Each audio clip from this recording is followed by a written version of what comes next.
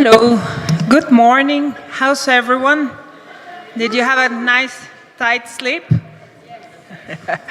I welcome you all briefly in English, and because our fellow companions are mostly Mexicans, I'm going to introduce formally Brett to them. Not without saying that we recognize the academic work deeply. Thank you, Brett, for being here. And without further ado, Brett Favaro es responsable de la estrategia climática de Kwantlen Polytechnic University en Surrey, Canadá, Columbia Británica. Brett es decano de la Facultad de Ciencias de KPU desde 2022 y antes fue decano asociado en el Instituto de Tecnología de Columbia Británica. Antes de entrar a la administración de KPU, el doctor Favaro fue investigador de Memorial University, Newfoundland and Labrador y llevó a cabo investigaciones centradas en la reducción del impacto de la humanidad en los ecosistemas terrestres. Como investigador está especializado en pesca marina, política medioambiental y desarrollo sustentable. Dr. Favaro fue becario del Liber Aero Conservation Fellow, que es un programa de becas postdoctorales con sede en Canadá que está diseñado para apoyar a los científicos en las primeras etapas de su carrera que deseen realizar investigaciones aplicadas en conservación y gestión ambiental relevantes. Este nombre con el que la beca está sellada significa seré libre en latín y refleja la mística y objetivo del programa para fomentar la independencia y creatividad en la investigación científica. En 2013 se doctoró en Ciencias Biológicas en la Universidad de Simon Fraser y como es tradición en el mundo académico y como decíamos ayer al inicio del evento, ya hay temas que trascienden las disciplinas absolutamente y el tema que nos ocupa en la sustentabilidad y lo que podemos hacer las universidades con respecto a este tema y este concepto, obviamente van más allá del lugar natural donde surgió la conciencia sobre las cuestiones de medio ambiente y trasciende ya los ámbitos económicos, políticos y sociales. Entonces les pido un fuerte aplauso para que Brett se anime a compartirnos lo que conoce. The floor is yours. All right, thank you very much for what I assume was a very kind introduction. I apologize, I don't speak a word of Spanish, but nevertheless, I have felt incredibly welcomed here over the last couple days. And I want to start by acknowledging the organizers for bringing us here, this kind welcome, and all the hospitality that we've faced since we've been here. It's been really wonderful. I also want to acknowledge my wife, Karina. That's not her, that's another friend. But my wife, Karina, took this picture. And the reason why I acknowledge her is because what makes it possible for me to be here is that she's taking care of those two kids. The one on the right is our friend's kid. Hera is the one on the left, and Athena is the one in the middle. And they'll pop up a few times in this talk today, so see if you can spot them. I will not acknowledge my wife's camera, which makes my hair look very gray. As you can see, it's not gray at all.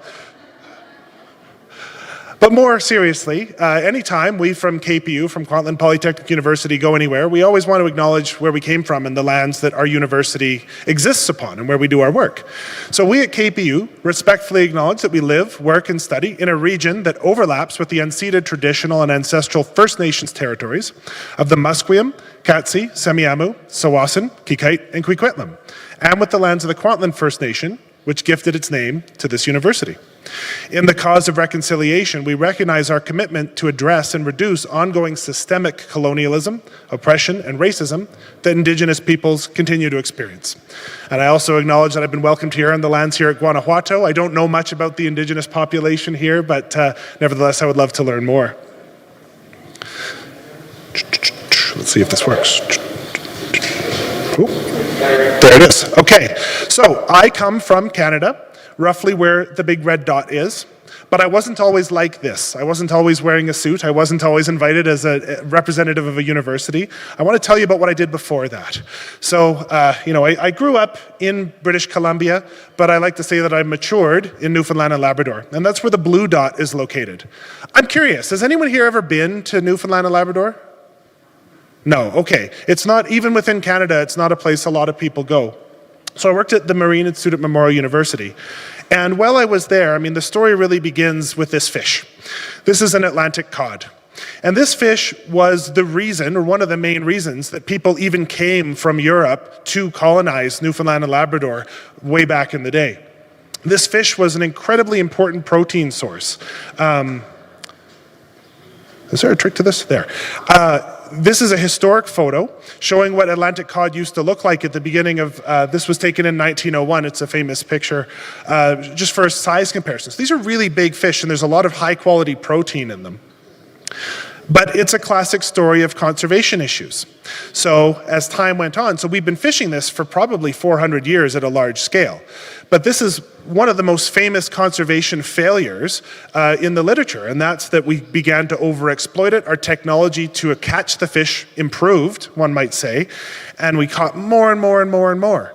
And as we caught more and more and more, our concern about the quality of the fish went down, down, down, down. And we started selling these things as iced blocks of fish, essentially, which you would slice up and you would bread and you would batter, and you would sell it for almost nothing. So the only way you could make money in this fishery is to catch as much as you could possibly catch. And at some point, the ecosystem gave way.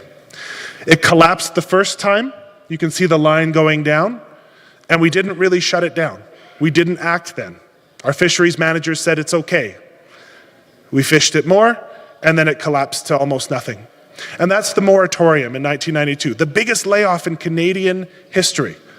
It ripped the guts out of Newfoundland and Labrador. It destroyed every small town in that province where their main source of income was the fishery. My timing is a little off because the battery there. We still fish for cod though. So though there is a moratorium, low levels of fishing continued over those years. And this is a photo that I took on one of the projects that I was involved in Newfoundland and Labrador. And it was to figure out what do we do with this resource, as they call it, that is starting to show some signs of life now after not being fished for many, many years. Can we do it differently this time? One of the first things you'll notice looking at this bin of cod here is how much smaller they are than that picture that I showed you from the 1900s. And this is common in fisheries, that when you ram a fishery down, the larger fish start to get smaller and smaller because you've caught all the big ones. And those remaining fish contribute less eggs to the next generation. They're not as good at reproducing as those other fish. So we have to be really careful with this resource as it's coming back, or if it's coming back. One of the ways that we catch a lot of cod these days is through something called gill nets. This is a diagram of a gill net from Encyclopedia Britannica. It's basically a long net that extends through the water, and the way that it works is the fish swim into it, they get their necks sort of stuck in the mesh, and then they die underwater. And what happens when they die? Well, if you've ever experienced the ocean at all, you'll know nothing goes to waste. A dead fish in a net gets eaten by other fish, right? And so by the time you haul these nets back, the fish generally they're degraded, they've been eaten a little bit. Sometimes seabirds will fly down and try to eat those fish that are in the net. And so you get what's called bycatch, which is when you're catching something you don't want to catch. And so why are we devoting this new nascent fishery? Why are we using this as a technology? So the purpose of this project was to figure out, is there a better way to do it? We worked with fishermen in one of the local communities in a place called Fogo Island, which is sort of like a little island off the northeast coast of Newfoundland. And we used what they call pots, sometimes they're called traps, but they're these big objects that you're seeing on the screen here, where you put it underwater, and they stay underwater for about 24 hours, and the fish passively swim into it. You put bait in it, the fish swim in, and then you haul it out. And when the fish come out of this, they're very high quality. They also aren't beat up, and so if you do have to return one to the water, they tend to survive a lot better, right? So it's a great solution for bycatch. And this is a drone footage that we took, so you can sort of see what it looks like working off the side of the boat. You see my grad student there at the top in the yellow outfit. He's doing the real work. I'm at the bottom flying the drone. This is a fellow called Phil Walsh. He's a fisheries technologist, and we worked with him on this project. So you can see this is what it looks like when you pull a trap out of the water. You've got all the cod at the bottom, and then everything else is different species of crab, but they tend to be very robust when you throw them back in the water. They haven't been beat up that much. And this is actually probably relatively high bycatch for what you would see in a typical trap deployment. You get a lot of cod. And these cod, because they're of such good quality, you can now sell them to a fancy restaurant. You can sell them to chefs. You can get a lot more money for each of those fish, which means you can make a living catching a lot fewer. And if you've ever eaten fresh Atlantic cod, it's not like what you imagine probably cod to be. I would put it up there with salmon or sablefish or any other really high quality fish that you would get. It's really delicious, but we never get to experience it that way. But here's the problem. So it's a good project. We had people starting to use the pots. The fishers were excited. They were starting to develop some markets for it. And then I came to understand this. So this is a diagram of habitat suitability for cod. And it's looking at only one dimension, and that's temperature. Temperature of the ocean. In the year 2020, so what you take from this graph is the dark is good and the light is bad. Look what happens as we move forward under climate change projections. 2020, 2040. Maybe if I stand on this side, it'll work better. 2060. 2080, 2100. Doesn't matter how good my trap's going to be. There won't be any cod because they can't survive at that temperature. Climate change is pulling the rug out from under any other good fisheries work that we do. And that is why, and those projections, by the way, are brought to you by this group called the Intergovernmental Panel on Climate Change. Now I'm curious, who's heard of the IPCC before in this room? Okay, a few hands have gone up. The IPCC is a United Nations body of scientists that produced the definitive global report on climate change science. Thousands of people around the world work on this report, and this is a picture of one of their meetings, right? Thousands of people, this is just a subset of them, and they produced this consensus document that gives us every detail you need to know about climate change, about what's causing it, what the consequences are, what the risks are, and what the world might look like depending on the choices we make. And so those projections give us worlds that look like this. So the best case scenario is probably the one on the left, a world that's warmed about 1.5 degrees Celsius versus pre-industrial times. The one on the right is more or less the trajectory that we're on right now. A little under 4 degrees warming, depends who you believe. It might be 3, it might be 4, but we're on track for a world that looks sort of like this, one that's much warmer than the one that we have today. This isn't super controversial. Most people don't debate the existence or accuracy of climate science anymore. However, I don't think they accept the IPCC report in the whole, because if you read the summary for policymakers, this statement appears. And it says, mitigation and adaptation options across systems. Rapid and far-reaching transitions across all sectors and systems are necessary to achieve deep and sustained emissions reductions, and secure a livable and sustainable future for all. Think about that statement for a second. They're saying everything has to change. And they're saying everything has to change to secure a livable future for everybody. Which means if everything doesn't change, we are not securing a livable future for everyone. If everybody believed the IPCC, things would look a lot different. And so that's one of the messages that I want you to take away from today, is that this document, go read the summary for policymakers. This is a radical document, right? And it's accepted by all the world's top scientists. So as I came to understand this over the years, I looked less like this and more like that. The fisherman's suit came off and the business suit came on, as I tried to enter more and more policy spaces where people would make decisions that could actually start to bend that emissions curve down. Along the way, I got the opportunity to write a book, and I guess that's sort of the title of this talk today, How You Can Become a Climate Change Hero, was the title of the book. And where this came from was I found it difficult to reconcile my use of carbon, my emissions, my pollution, with this mission to reduce emissions and pollution. And so in the book, I proposed an ethical framework based exactly on how we manage the use of animals in research. In Canada, we have something called the Canadian Council on Animal Care. I know that Mexico probably has something similar. Every country, most countries have something like this. And they have these 4 principles.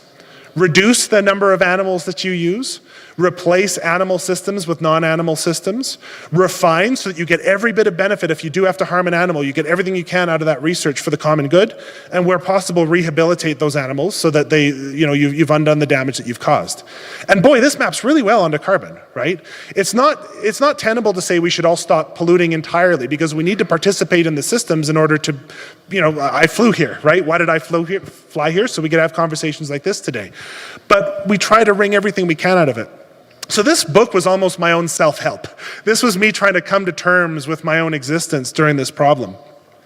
And what I want to talk about today is this notion, how you can become a climate change hero. So I wrote this book in 2016. It got published in 2017. Obama was president of the US, right? Like, a lot's changed since then. And there's parts of the book I would stand by, and there's parts that I would change if I could write it again. So as we talk about how to imagine yourself as a climate hero, I want to talk about that notion of climate hero and some thoughts that I think shape how we approach making change in this area. And the 3 thoughts, and then at the end we'll talk about some opportunities. So I want to talk about these 3 ideas. First of all, that there is no justice without climate justice. Number 2 is that speed is life. Number 3 is that we need to build systems, not look for saviors. So let's unpack each of these. No justice without climate justice. This world, the implications of this world are almost beyond imagination. This is a world beset by war. This is a world where vast swaths of the planet are unlivable for humans. This is a world of famine. This is a world of ecological collapse. No other priorities that we can have will exist in this world, because we're going to be in a constant stream of resource wars. It's going to be horrific. It's not inevitable. You have to understand what's causing this. What is causing this is mostly the burning of fossil fuels for energy. At the end of the day, this curve has to go down to avoid that world. And what this is showing is, over time, how the relative contribution of agriculture and land use versus fossil fuel burning has changed. So agriculture and land use is still a big cause, but the far bigger cause is fossil fuels. And these are related to one another, right? And this is one of these conflicting ideas I'm going to ask you to hold in your mind as we go forward here. It is mostly fossil fuels, but you also have to think about agriculture, but really you have to think about beef agriculture. Right? So as you peel the layers of this, you'll see that within each of these stories, there's additional stories. And it's hard to decide which one to focus on. I really like this plot from the IPCC. So this is different. Everybody's seen the plot of emissions sort of going up over time. This is different. So what you're seeing on the x-axis, on the horizontal line, is the amount of carbon emissions that humanity has collectively produced since the beginning, since 1850.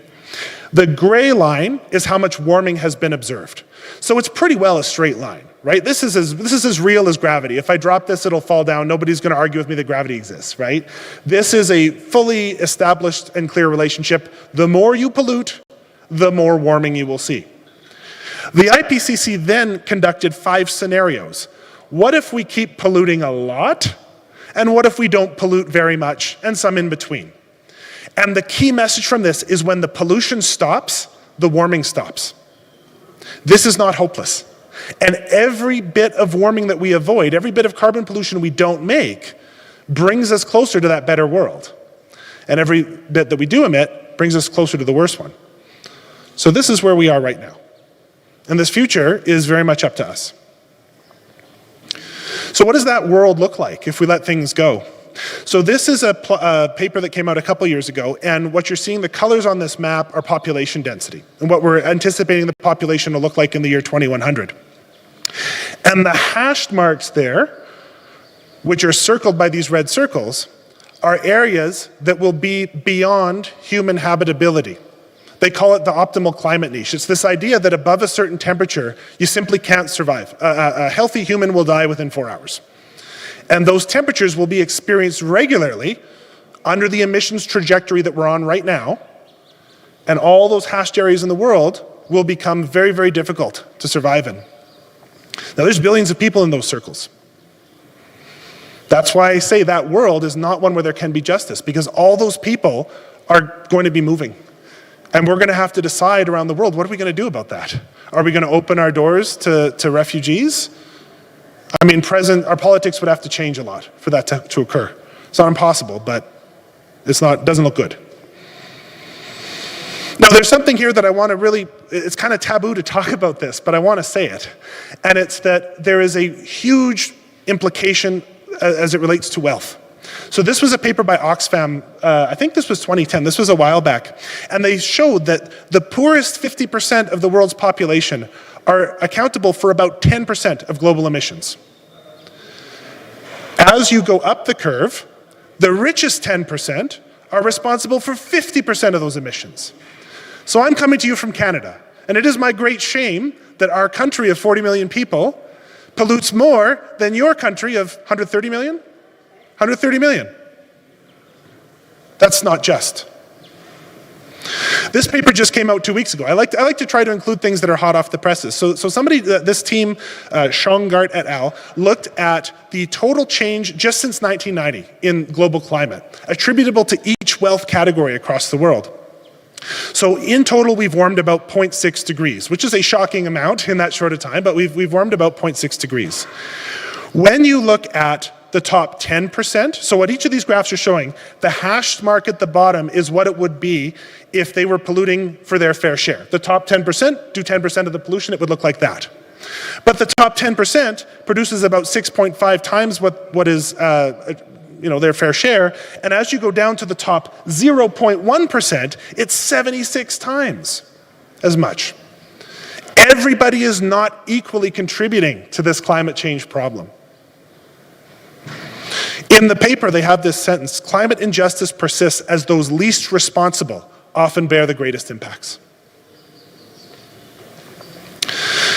People have started to give more attention to this, the outsized carbon footprints of the super rich. This paper said our research indicates that billionaires, they looked at the top billionaires in the world, have carbon footprints that could be thousands of times higher than those of average citizens, even in the richest countries.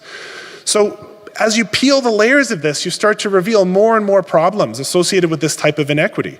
And I have a picture of a yacht and a private jet because those are the two things that actually drive billionaire carbon emissions the most, directly. It's their use of a yacht. We can live without yachts. So I often get this criticism, not among this crew, this is a sustainability conference. People say, why, Brett, what are you on about? My actions are a drop in the bucket. Didn't you just show that? The billionaires are doing all of it. I don't need to do anything here.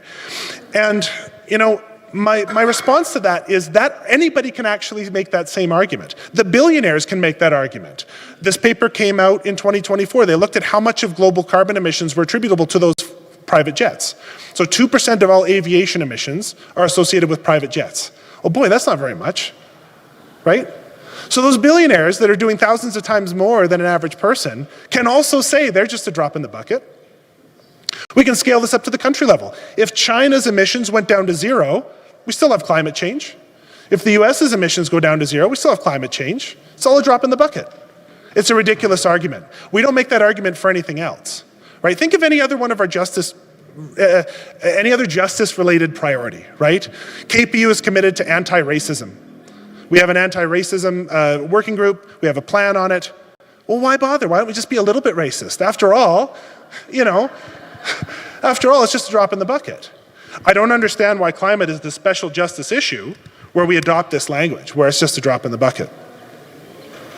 If everyone lived like the top 0.1%, the planet would be 13 degrees warmer. It wouldn't, because we would have collapsed before that. If everyone lived like the top 10%, and this is where it gets a bit uncomfortable for people, particularly in the global north, if everyone lived like that, we would already be at that 4% world. Sorry, 4 degrees Celsius world. So that's not very good. So there's this inequity baked into it, right? And so when we're talking about climate justice, this is this onion metaphor. As you peel it away, you start to see layers of inequity, north versus south. In Candy Ho's workshop yesterday, we had a discussion about this issue of intergenerational, sort of like the young feel upset with the old. But on any angle, we're going to have this tension that we're going to be trying to resolve. And so all I can do about it is try and do my best. And so my opinion is, yes, it is a drop in the bucket, but buckets are filled with drops. How else do you fill a bucket, right? So there's no justice without climate justice. The world will not not function in a world where we don't address climate change, and the causes of it are fundamentally unjust. So if we resolve those axes of justice, we will make climate better. Speed is life. So this is actually a group of experts that talk about carbon in buildings, so embedded carbon when you build a building. And they had this great article where they said, if you can embed, I'll switch it around the other order. If you emit a ton of greenhouse gases right now, it starts to have an effect that persists basically forever. Carbon dioxide takes thousands of years to lose its heat trapping potential. If you store that carbon right now, then it is not causing that harm for all that time. So a ton of CO2 today that is prevented from emitting is worth more than preventing it from emitting 5 years down the road. The director of a project Drawdown, which looks at evidence-based solutions to climate change, had this statement: for every year we wait to act, it's a 7 to 8% compounded progress lost. So it matters as much or more to act now as it does to act in totality. We have to go faster. We have to go faster because it matters. Yesterday, Adriana was talking about the Brundtland report with the comment on intergenerational equity. Elder LeCayton is our elder in residence at KPU, and I met with him in January, and he had some advice for me. And one of the pieces of advice, he said, if we don't do the work, whose children will have to do the work for us? And that's the thing, in that 4-degree world, it's our children and our children's children that are going to be picking up the mess, right? So we might as well do it now. You might hear about climate targets. This notion that we want to stay below 1.5 or 2 or 3 or 4 or whatever. And I love this cartoon by an artist called Guido Quinn from Germany. It shows this is what climate targets are, right? Every bit of warming makes the problem worse. But I don't think anyone in this room would argue that this is the same as that, right? If we can have less of our arm get cut off, that is unambiguously a good thing. So there's no time at which it's going to be the time to give up. If we get to 2 degrees, we're trying to keep it as close to 2 as we can. If we get to 3, Lord help us, we're trying to keep it as close to 3 as we can. We're not going to let it get to 4. Here's something from our university, KPU, to sort of articulate this a little differently. So these are all our carbon emissions since the year 2008, and it's cumulative. So it's a line that's showing the total amount of emissions that our university has directly produced. And the dotted line is where our data set ends. And so everything going forward are forecasts. So if we do nothing, we follow along that gray trajectory. If we, however, adopt one of the 3 emissions reduction pathways that are available to us, which I can talk about in my workshop if you're interested, you will see that curve start to bend, and it will result in fewer accumulated emissions. But why does that matter? We're just a drop in the bucket, aren't we? Well, there's a couple ways you can actually directly count the emissions of the impact of emissions. And these are all a little sketchy. You got to do some math, you got to make some assumptions, but I'll present them anyway because they're interesting. How much sea ice do my emissions destroy? And so people have done the math on this, and they found that you lose about 3 square meters of sea ice per metric ton of CO2 emitted. So we're talking about in the Arctic, right? The ice that is lost due to global warming. So every ton of CO2 that you emit melts a bit of ice. How many lives end prematurely by those carbon emissions? Again, there's a lot of assumptions baked into this. How harmful are the average American's greenhouse gas emissions? They figured that 1840 tons of CO2 ends 2 lives prematurely. Thank you. I'm gesticulating wildly here. So if we were to follow the most aggressive pathway and start right away, we would have about a 60,000 ton difference in emissions. That corresponds with 32 lives, so we'll save 32 lives as a university, and we'll protect 180,000 square meters of sea ice if we do this. Not to mention any of the other benefits associated with doing this, but just directly, yes, we have an impact. We have an impact. Now, climate action won't be perfect. As scientists, as policy people, we try to do things as best we can, and we hold ourselves to a very high standard. Sometimes this is going to happen. We're going to put a wind turbine up and it's going to blow up or it's going to fall over, and these things happen. It will happen. But we are very tolerant of this within the oil and gas sector. We very frequently have Explosions on rigs. We have in Canada, we have oil pipelines, we have train derailments. You name it, there are things that are occurring. And that's just when there's an accident. When things are going according to plan, we have environmental racism, we have injustice, we have toxins being released, we have all the problems of climate change itself. So we are very risk tolerant with the thing that causes climate change, but we are risk averse when it comes to the things that would solve climate change. And I argue that we need to flip that around a bit. We need to be okay with a few wind turbines blowing up on our overall mission of trying to decarbonize our energy systems. Now here's a plot by a guy called Andrew Robbie, a climate scientist, and the black line on this is showing how much emissions we'll have to reduce to keep the planet below 1.5 degrees Celsius of warming. I regret to inform you it's a couple years old, so this would be even steeper now. All the blue lines on that are what the emissions reduction curve would have looked like if we had started in the past. These are gentle transitions. They're still aggressive, but they're very possible. But those doors are closed to us now because that's not available. Now we're facing, for every year we delay, the red lines. It gets steeper and steeper and steeper. I usually use a skiing analogy, which I don't know if that'll work here in Mexico, but I'll do it anyway because it's the only one I have in mind. When you're going down the blue lines, it's like a nice gentle slope, right? When you're going down the red lines, you're going off a cliff. It's the double black diamond. It's the rocky. People are going to get hurt. We're going to make mistakes, right? But that's the trajectory we're on. And I find it useful to place this curve in the context of a human lifespan. So here's Athena and Hera. I'll try not to get emotional. I always do this to myself. They were born, well, the older one was born about there. The younger one was born a bit after. They're going to graduate high school there. So when Athena and Hera graduate high school, this project has to be largely completed if we're going to stay below 1.5 Celsius of warming. Think about that for a second, right? They will probably not own a car. They will have to use they will be using public transit in a robust, well-built public transit system. Their buildings will be heated and cooled with renewable energy. Any metric you can think about is going to have to be largely done at that point. And that's why I can't stand it when people say kids are our future, because we're pushing it off on them. We have to act now. Our kids are going to have to act, but we cannot defer to them any longer. Now is the time.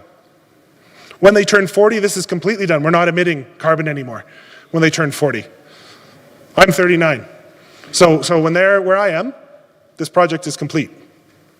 They retire there, they will have done a full career in a decarbonized world if we are on this trajectory. This is a group of kids in our townhouse complex. They call themselves the Bike Gang. They rove around on bicycles. I live in a townhouse. They're on bicycles all the time. And they got together the other day, and I said, what are you guys up to? And they said, we're holding a rally. I said, a rally? What are you guys doing? We want to save the earth. They're in grade 1. And I don't know how to talk about this with my kids yet. I haven't figured it out, right? So I don't talk about this much at home. So they got this from somewhere else. They didn't get this from me. And they made cards. And the card says, I wish to protect the earth so we don't go extinct. And they all made a card, and they're giving it to our Strata Council, the people that run our complex, because they want to have solar panels installed. I haven't even done that. These kids get it. They're in grade 1. They're not arguing with me about, am I a drop in the bucket? Is this too hard? Da-da-da-da-da. They get it. They're in grade 1. What is our problem? And I say I mean really Canadians here, because again, there's that injustice. I just showed you the graph. It's not Mexico that's causing this problem, right? So speed is life. We owe it to them. But we have to build systems and not look for saviors. And this is where the framing of my book about a climate change hero, I think, is problematic, actually. There are no single heroes that are going to solve this. And I'll explore this from 2 angles. First, technology, and second, for people. So we always want some magical technology that's going to solve this for us, right? This is a plot of where all the emissions in the world come from. It's small text. All you need to take away from this is there's a lot of different places emissions come from. It's ultimately the burning of fossil fuels. But this is used in iron and steel production. It's used in making cement. It's used in getting around for transportation. It's used for making energy. Every industry is going to have to fundamentally change, and no single one is going to be enough. You have to do all of it, right? Do not ever tell me that we are going to rely on future innovation to solve this problem. Carbon capture and storage is this notion that we'll suck CO2 out of the air and we'll put it deep down in the ground where it won't bother anybody. And this was probably the most promising project in the world, Climeworks in Iceland. This thing was amazing. It actually does work. It actually does suck it out of the air. Except that it uses so much energy to do that, it actually emits more energy than it stores. This is the best we got. It takes 5,000 to 6,000 kilowatt hours of energy for them to suck out 1 ton of CO2. To put that in context, that's like filling, I had this stat, it's like 100 EV battery fills. Like it's a ridiculous amount of power to make a teeny dent. I did the number. I looked at what they charge you to sequester emissions with their project. If Canada were to use this to sequester all our emissions, like forget that it's not physically impossible. Forget that it's physically impossible. The cost alone would be twice of every dollar that Canada spends in our entire federal budget just to sequester what we're polluting now. It's not a viable option. Even with scaling, it's not a viable option. So we can't wait for these things to come. We have everything we need right now. We have all the processes. There's some innovation that's required in some sectors, but we have most of what we need. And don't look for people saviors either, right? Climate change is not going to be solved by a superhero. Even the President of the United States or someone else that's super powerful alone can't do this. Not that the current one's trying. Climate heroes look like this. They look like the people that marched in the street in 2019 demanding action. We'll never know their names, right? They're the scientists on the IPCC that produce those roadmaps for the world that tell us exactly what's happening and how to fix it. This is from KPU. This is our Sustainable Agriculture Department and all the faculty and staff that work in it. I think they're climate change heroes. They have a working farm in Richmond, which is where one of our campuses are. This is an organic farm built on peat. Instead of ripping up the peat and emitting carbon, they've farmed right on top of it. And they're doing these innovative techniques so that they're actually sequestering through their farming practices.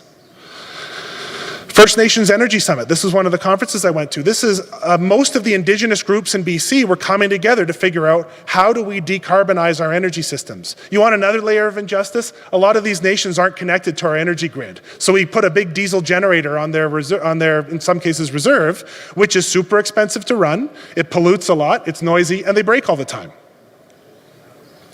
We need to build a giant tent. I Googled giant tent. This is actually the biggest tent in the world. It's in Astana in Kazakhstan. I actually drove by it, I saw it, but I didn't think to go in. I didn't realize what it was. But we gotta build a really big tent.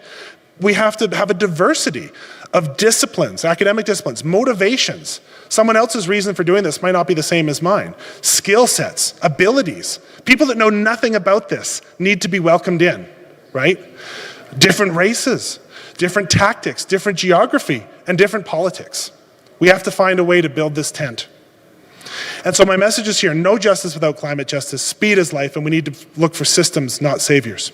So my talk said opportunity at the beginning. What's the opportunity? Well, the IPCC said everything has to change. So when everything has to change, they actually told you exactly how it's got to have to change. In their report, they show how all the different energy systems have to change. By the year 2030, coal has to be down 80%, 97% by 2050. Oil down 37% by 2030, 87 by 2050, 25% by 2030 for natural gas, 75% by 2050. So we know what there has to be less of. We also know what there has to be more of. So if I'm a university and I'm deciding what training program should I put in, do I put it in for one of these or do I put it in for one of those? Should be a pretty easy answer. Incumbents have underestimated how fast this transition can occur.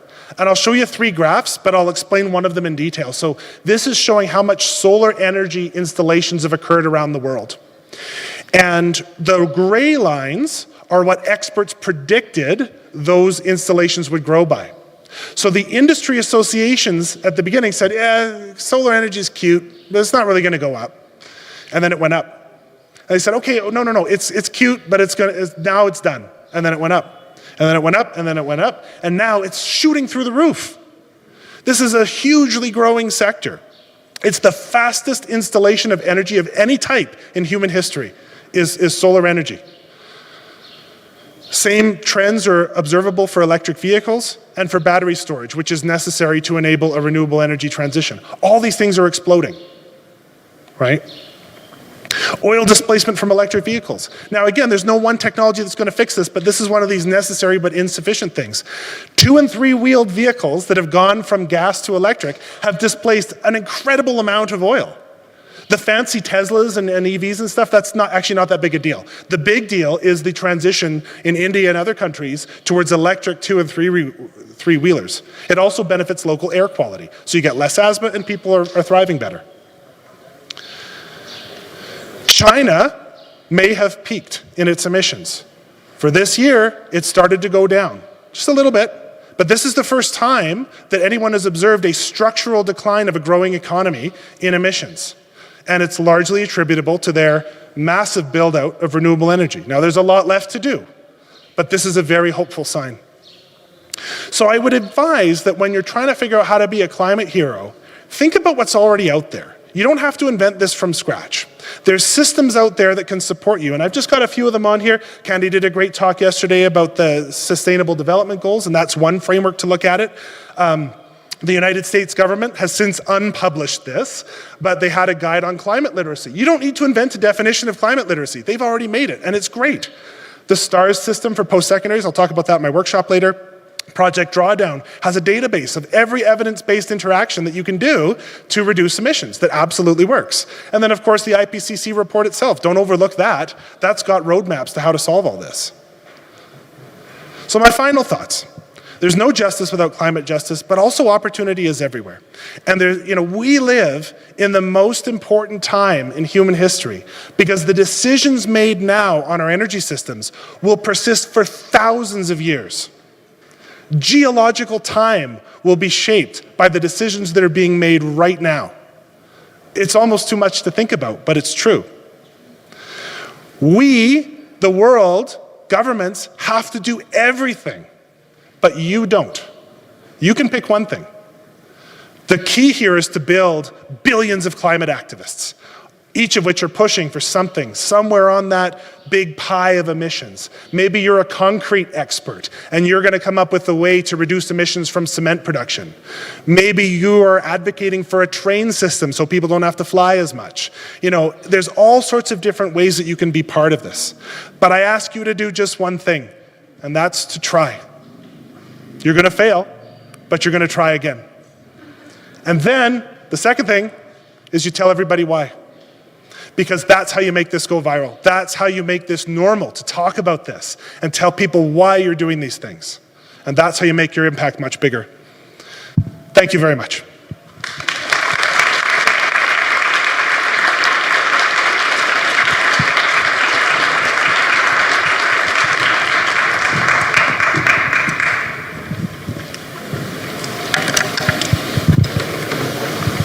Well, thank you, Brett. I'm going to sit here to read all the questions. It's a really inspiring talk. And I've always thought of my teachers, the ones who taught me with passion and the ones who can spread it amongst young people. Here are some of the toughest questions for you. Some of them you already mentioned it in one way or the other, but maybe it's the time to go deeper in some of them. From your experience at KPU, as an educator, what do you see as the most effective role higher education can play in developing climate leaders? So I'm going to go into this in exhaustive detail in the workshop, not to plug my own workshop. I know there's a lot of good ones. I wish I could go to the other ones as well. But if I'm trying to really distill it down, we have to acknowledge that emissions reduction from universities is essential to build credibility. So there's a lot of social science research on this. People follow people that are walking the talk, right? If I'm telling everybody don't fly, and then I fly, you're going to say that, okay, you're not going to listen to me. So universities, if they want to tell people, hey, climate change is this really important thing, and you all need to do something about it, we have no credibility if we are not seen to be reducing our own emissions as well. So you have to do it, and you have to be visible about it. Because, for example, in Canada, where KPU, most of our emissions come from natural gas, if we were to fix that problem, you actually wouldn't even see anything different on campus. Our rooftop units would be powered by electricity instead of natural gas, and it wouldn't look like anything. So we have to talk about that, right? So that's the first bit. It's necessary, but it's insufficient. And so, we can do other things. We can instill values into people, and this isn't indoctrination, right? This is just telling the plain facts. If everybody understood just the summary for policymakers of the IPCC report, I mean, it would be you'd have to either choose whether you believe it or not, but it would be transformational. And so we can instill those values, and we can also engage in this sort of relationship with industry where we get a little bit ahead of them. So if we know that solar energy is a necessary technology to fight climate change, and there aren't that many solar panel installers in our area, we should probably still make the program. We might need to get a few beats ahead of them, because once you have those workers, now somebody can set up the solar panel company. So it's a chicken and the egg problem here, and I think sometimes you just have to act. We have such a stack of questions that we do have a real problem. Maybe we can do the workshop here. How about if I read 3 and I abuse your memory, and then you get it up? We'll see what happens. We'll see. Okay. Let's see. What is your opinion concerning the effect of agriculture and food production contributing to the climate problem? And what do you think are the best routes to mitigate that problem? This is question 1. Can I just do that? Because I'm going to forget if you ask me. Yeah. So we all need to eat. So we need to make food, and we're going to need to make more food in a world with more people. We're not going to need to make much more food. We're going to need to distribute the food we are making better and probably waste a lot less. But if you're going to ask sort of one question about agriculture, I mean, it's beef, folks, right? Red meat emissions is so much higher. Don't even worry about your vegetables. Get them from wherever you want. Shipping's pretty efficient, right? Most of the energy that gets put into the creation of food is done on the production side. And so if all you do, and I'm not even saying never eat beef again, I eat beef sometimes, but you don't eat it as a staple. You have it as a treat once in a while, right? That action alone is going to do far more to a dietary footprint than anything else. You look around the world, and cattle ranchers, I hate to say it, are often some of the worst behaved when it comes to water use and grazing on public lands. And this might be more a Canada-US thing. I don't really know what the situation is in Mexico, but it is a real problem. And if we're putting a pin on something, it's a politically unpopular thing to say, but it's true. It is really beef. And if we were to take that, again, the layers of inequity. Who's eating beef? Right? It's largely the people with more money that can afford beef.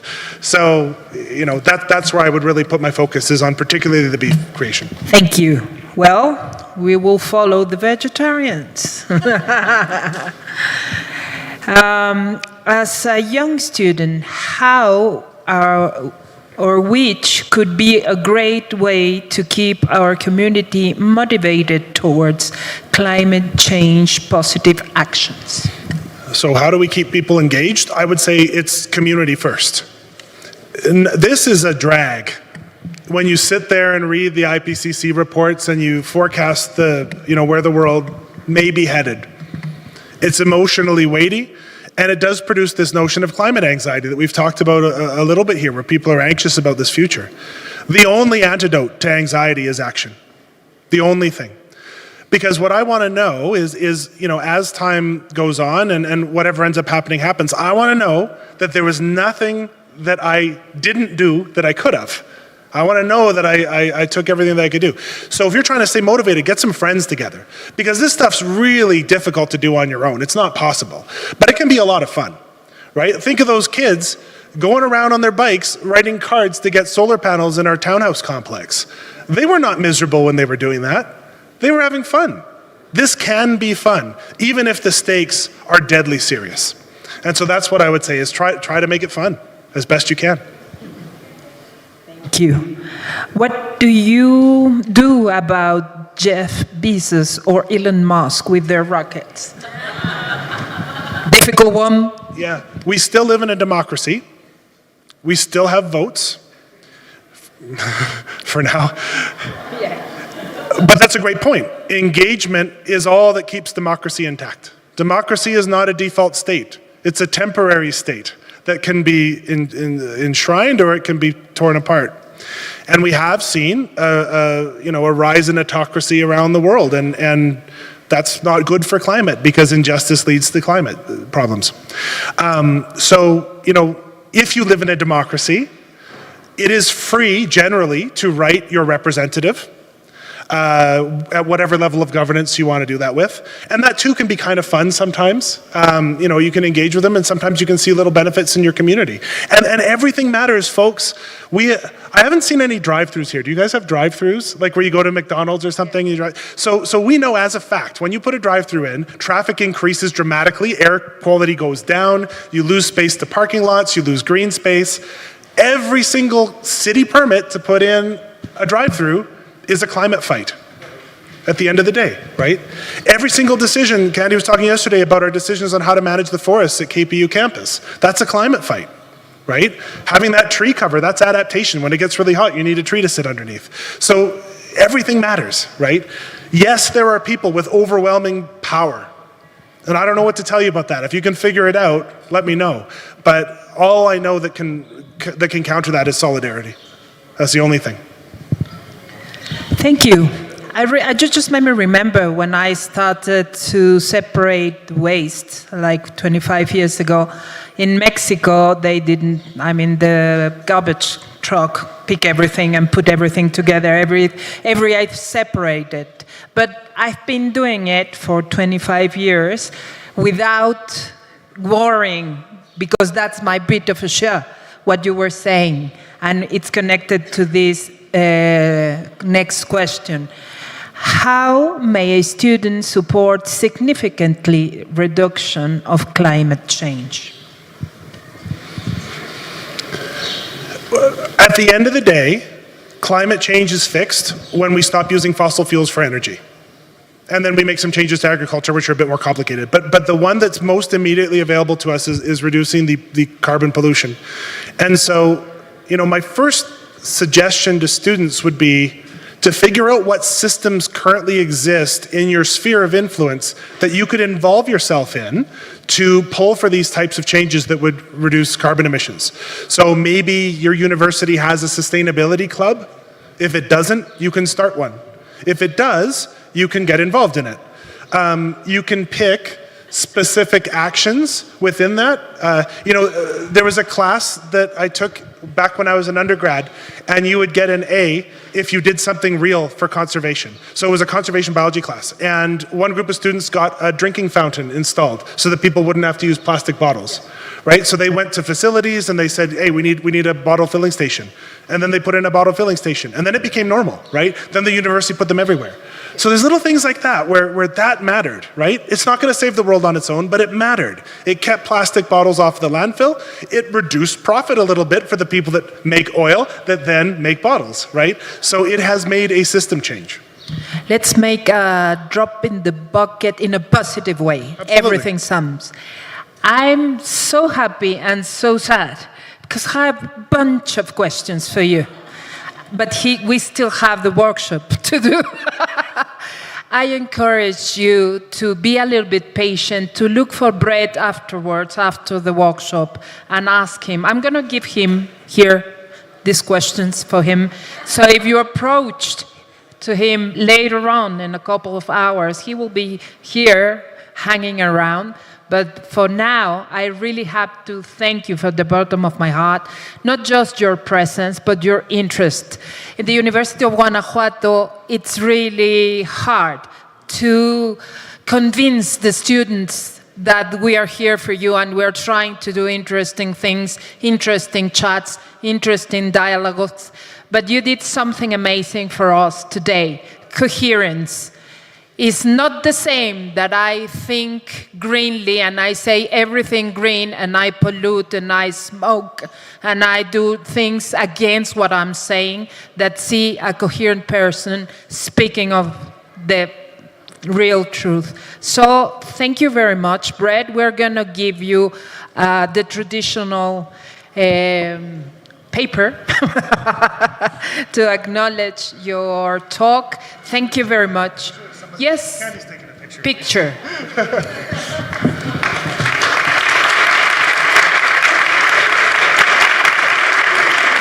Don't move, Candy. We have a present. This is handcraft from Mexican artists. And today's contribution as a really, really luxury present for you, it's Mexican honey. And you already know our pencils. As soon as we finish them, we plant them and make something grow. Thank you so much. It's been an honor. Thank you. Thank you very I look much, forward everyone. to these conversations.